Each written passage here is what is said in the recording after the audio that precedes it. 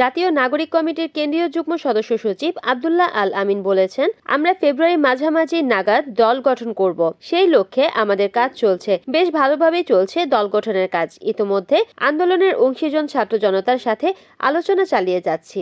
অতি দ্রুতই রাজনৈতিক দল ঘোষণা হবে এবং ফেব্রুয়ারির মধ্যেই নতুন দল গঠিত হবে। রোববার বেলা 12টায় নারায়ণগঞ্জ জেলা প্রশাসকের কার্যালয়ে স্মারকলিপি প্রদান শেষে সাংবাদিকদের ব্রিফিংয়ে এ মন্তব্য করেন তিনি।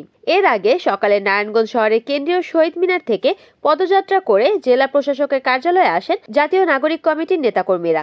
এ সময় আব্দুল্লাহ আল আমিন বলেন যে আমরা বলেছি আমরা ফেব্রুয়ারির মাঝামাঝি নাগাদ দল গঠন করব, সেই লক্ষ্যেই আমাদের কাজকর্ম চলতেছে এবং ভালোভাবেই চলতেছে। আমরা আন্দোলনের সকল অংশীজন, ছাত্র জনতা, পেশাজীবী সকল অংশীজনের সাথে আমরা সংলাপ করছি এবং আলাপ আলোচনা চালিয়ে যাচ্ছি। ইনশাল্লাহ আমরা অতি দ্রুত দলের ঘোষণা দিতে পারবো এবং একটি রাজনৈতিক দল এই ফেব্রুয়ারির মধ্যে চলে আসবে ইনশাল্লাহ। আমাদের কর্মসূচিটা ছিল পদযাত্রা এবং স্মারকলিপির প্রদান। তো আমরা শহীদ মিনার থেকে পদযাত্রা শুরু করেছি, স্মারকলিপি প্রদান করলাম।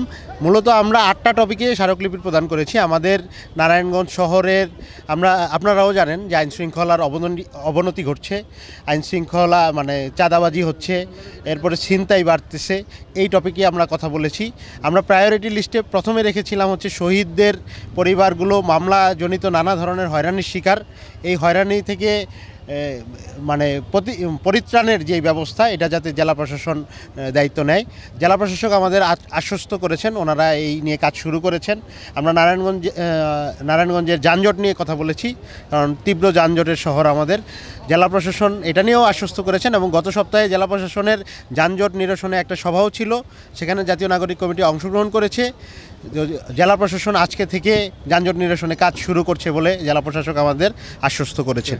সেই সাথে আমরা নারায়ণগঞ্জ যেহেতু এই আন্দোলন জুলাই অভ্যুত্থানের একটি গুরুত্বপূর্ণ স্পট, এখানে জুলাই শহীদ স্মৃতিস্তম্ভ আমরা স্থাপনের আহ্বান জানিয়েছি এবং এই মর্মে দাবি জানিয়েছি। জেলা প্রশাসক আমাদের আশ্বস্ত করেছেন যে উনি এই বিষয়টি দেখবেন। এছাড়া আমরা শিক্ষা, স্বাস্থ্য, আইনশৃঙ্খলা, এরপর আমাদের এই যে চাঁদাবাজি, মাদক, এই রিলেটেড আমরা প্রায় 8টি দাবি নিয়ে আমরা আজকে স্মারকলিপি প্রদান করেছি।